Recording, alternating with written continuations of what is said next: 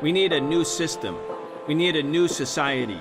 We need to demand that which may have sounded impossible even a few weeks ago, but is not only realizable, but an imperative necessity.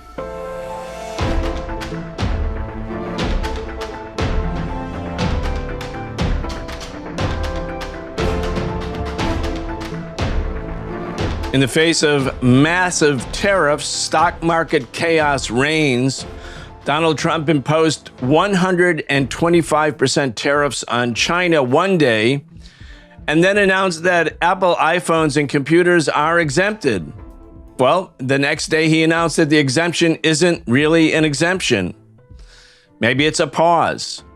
Much is uncertain, but one thing is certain. The U.S. confrontation with China has entered a new and dangerous stage. Professor Wolff, welcome back. Thank you very much, Brian. Glad to be here. Well, there's a lot to talk about again, as we talk every week, but each day, each hour brings new stories. I'm looking at the Financial Times, Richard, very important British financial newspaper, maybe the premier financial newspaper, at least in Western countries. Here it is. The U.S. and China are locked in a dangerous trade standoff, with the world's two largest economies trading tit-for-tat blows as Donald Trump demands Beijing seek a deal from his administration. China relies on the U.S. as an almost irreplaceable market for its manufactured goods, but experts warn that Washington should not underestimate Beijing's capacity to resist Donald Trump's coercive tactics. The combination of centralized political control, an increasingly diversified export market, and its virtual stranglehold on some strategically vital minerals, including rare earth metals, gives Beijing plenty of negotiating power. The question is how far it can use its leverage without suffering even more damage itself. Richard, there's been a developing consensus of hostility towards China for the last 15 years. Now it's a given. The Democrats, the Republicans, they have different variables about how to implement the animus and hostility towards China. But there's very rarely a voice that speaks up and says, well, hey, actually, the United States should be cooperating with China rather than in a confrontational mode with China. Donald Trump has taken it to a whole new level, and you can see by the response of the government in China that they're not intending to appease the Trump administration. They just announced, by the way, earlier this morning, that China would put a pause on any more plane orders from the Boeing company. Anyway, we've talked about it before, but each week brings new news. I want to get your thoughts. Yeah, well, I've been thinking about it a lot for the same reasons everybody else has, because you can hardly get away from it with each day's news. Mr. Trump may not be all that much of a strategist and not that much of a business person, but he has mastered an ability to keep himself in the news. It used to be limited to the United States. Now he has the whole world. He's on the front page nearly everywhere. The tariffs put him there because he is now literally threatening everybody. And so he gets his picture on the front page because people are struck and worried. And before I even take a step further, let me talk about that for a moment. We've not seen this before. China, to take one example, hasn't done anything remotely like this. The Financial Times may enjoy listing, they have a command economy or a dictatorship, the usual Western noise about the East.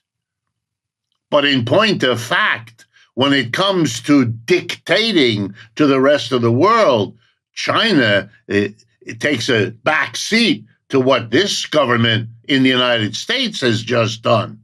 Let me remind everyone, no conversation, no discussion, no debate. Unilaterally, the government of the United States informs virtually every other country on earth that they will now have economic difficulties because of what the United States government wants.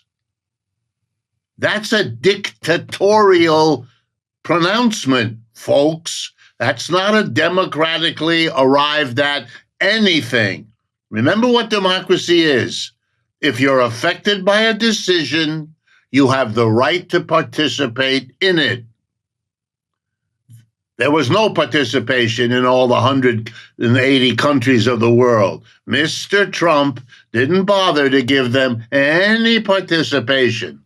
Now, he says, after he takes the action, he may negotiate with them as to how much they must give him to it. Wow. You know, when two guys in trench coats come into the neighborhood dry cleaning store and announce to the patron of the dry cleaning store, we're here to pick up our $200 a week of protection money. And the naive patron turns to them and says, what do I need protection from? Who do I need protection from? And they smile at him and they say, from us. That's what this is. This is a racket. And the whole world knows it. Only the American people live in a bit of a fog about what they're doing. But the impact of this, let me warn you all on behalf of the rest of the world. Every government in the world, everyone, has economic problems of one kind or another, including us. But what every government in the world will now be able to do is blame the United States for their problems. And there'll always be a grain of truth because whatever problems they had, Mr. Trump just made them worse. So this whole notion that this is some strategic masterstroke, you must be kidding. This is not a masterstroke. This is a colossal blunder. Okay, now to respond to your immediate question. The Financial Times makes a mistake, which itself it corrects. It refers to the dependence of China on the export market to the United States. I forget the exact word you used, but crucial or very important.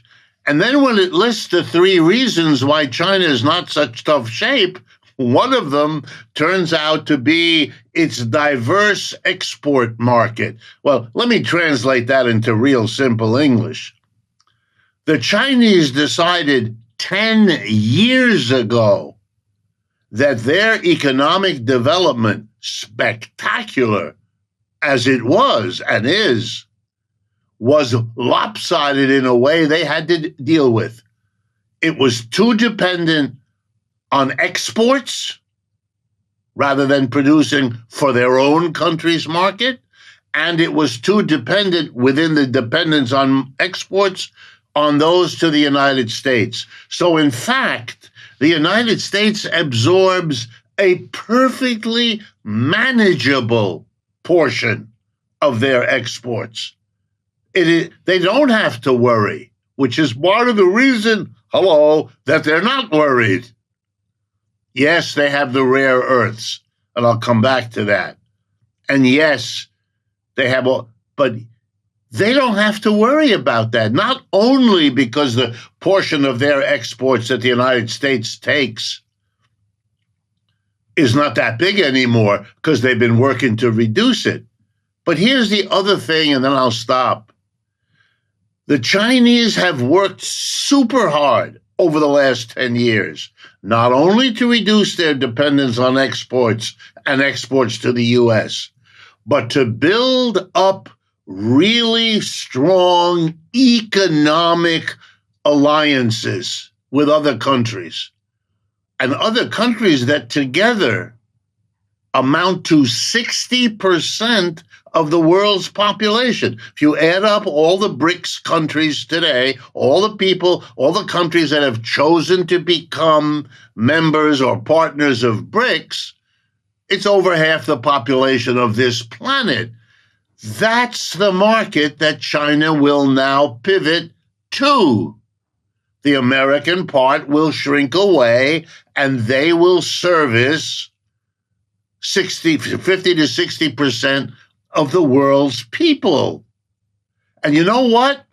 The anger in the world, in country after country, for what Mr. Trump is putting them through now, will make them 5 times more eager to cut a deal with the Chinese when they come knocking than they would have been before Mr. Trump. No, no, no. Master deal maker? No. How about the name Klutz? Xi Jinping went to Vietnam in the last few days, Richard.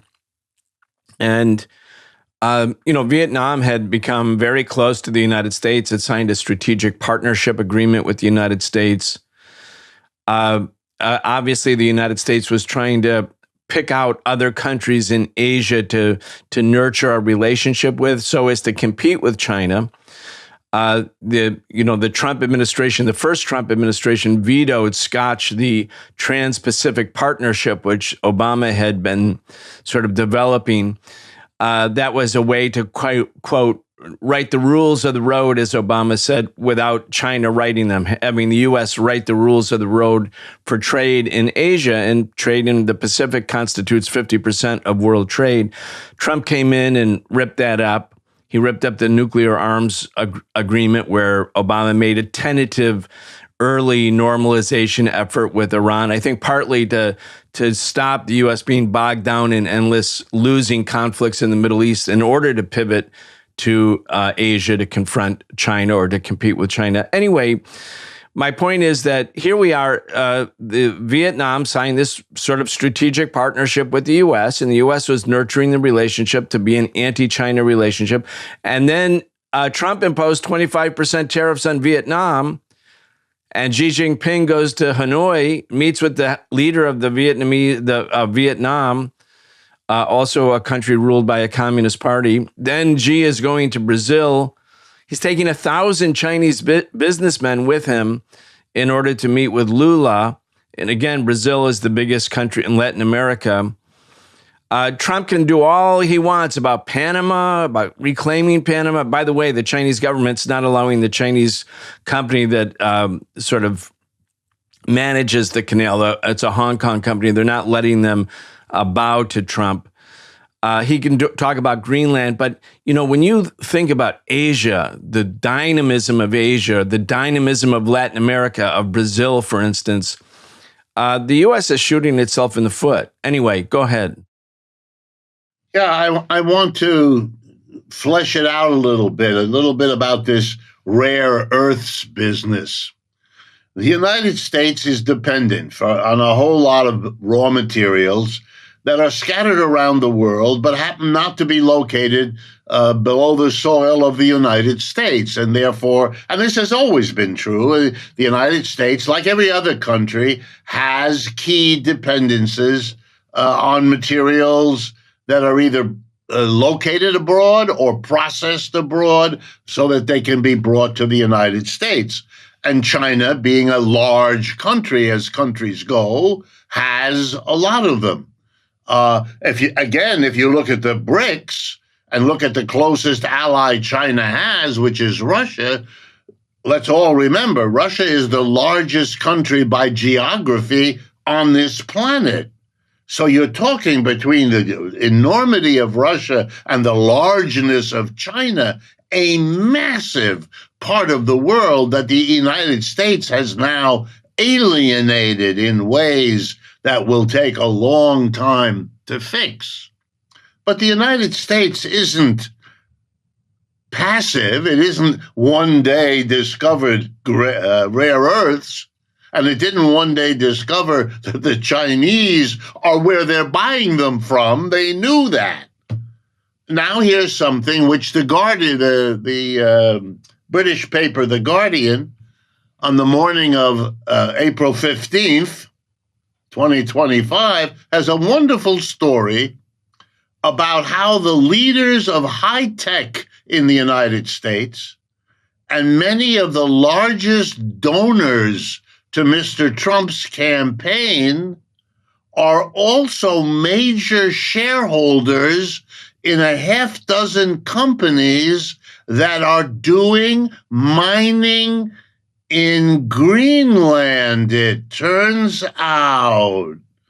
And that Greenland may be the locus for lots of the electricity generating that the high-tech industry needs to operate the AI and all the rest of it. In other words, they've been busy. One of the reasons is Greenland is thought to possess likely quantities of the rare earths, among other things, which those mining companies are busily searching for using the money that Mr. Trump's donors gave them. I mean, this stinks to high hell. That's what it does. Anyone who knows about classic governmental grift should have their antenna vibrating about all of this. But mostly these are excuses. The issue with China is not about rare earths or even export-import.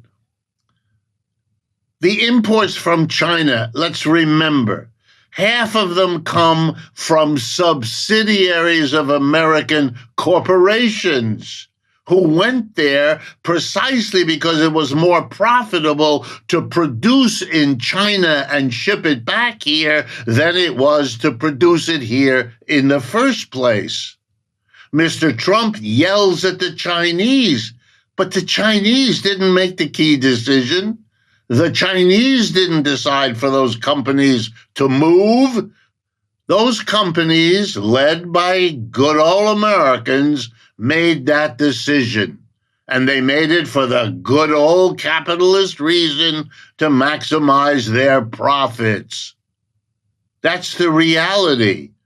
And the reason they're not coming back to the United States is the same as the reason why they left, and tells you more about Mr. Trump's lousy planning.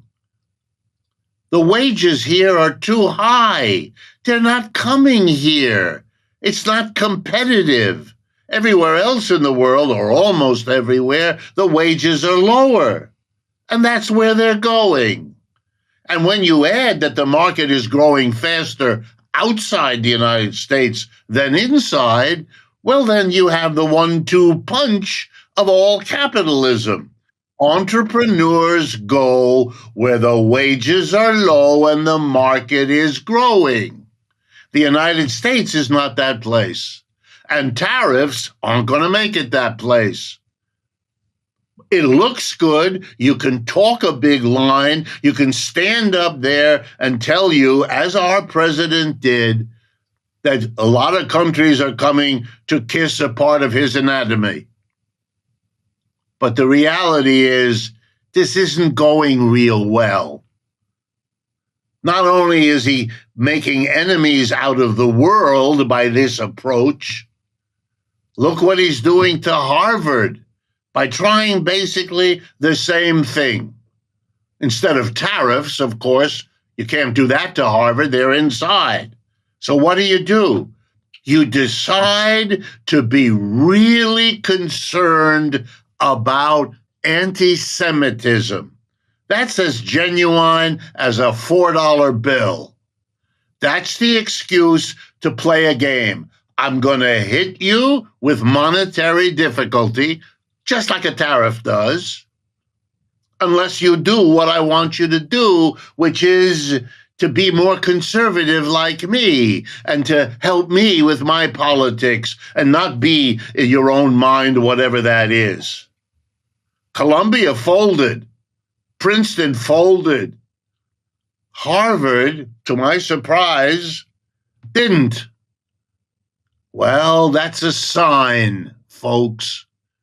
By the way, for transparency, I went to Harvard. I'm a graduate of Harvard. I enjoy it.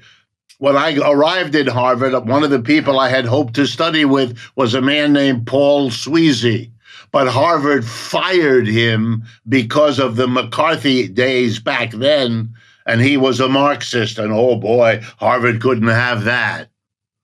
So Harvard has a very mixed record. But this time, Alan Garber, the president, all of us alumni got a message a little bit in advance of the press about all of this.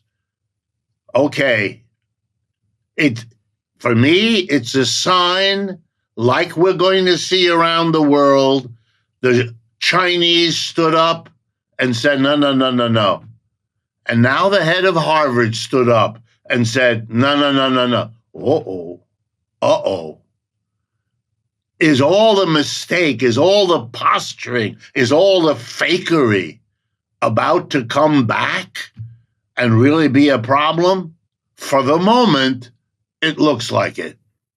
I'm glad you mentioned Harvard. I, too, was very heartened by the fact that they stood up. Of course, they have a very big endowment, a $15 billion endowment, which gives them some comfort that others don't have.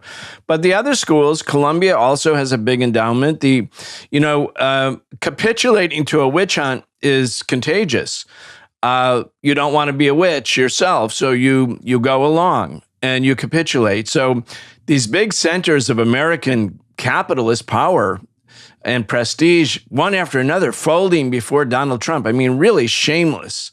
So it's very good. And I agree with you that maybe bravery is contagious too.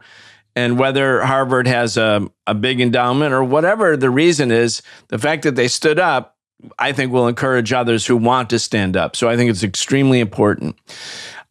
There's another element of... Go ahead, Richard. Add one point to it. Look, as I've tried to make clear, the American university, from the time I went to these schools, has changed. When I went, it was still largely an educational institution. I went to Harvard, I went to Stanford, and I went to Yale. I'm a poster boy for elite education in this country. And those were mostly educational institutions. Over the last 40, 50 years, they have changed. They have become mega corporations.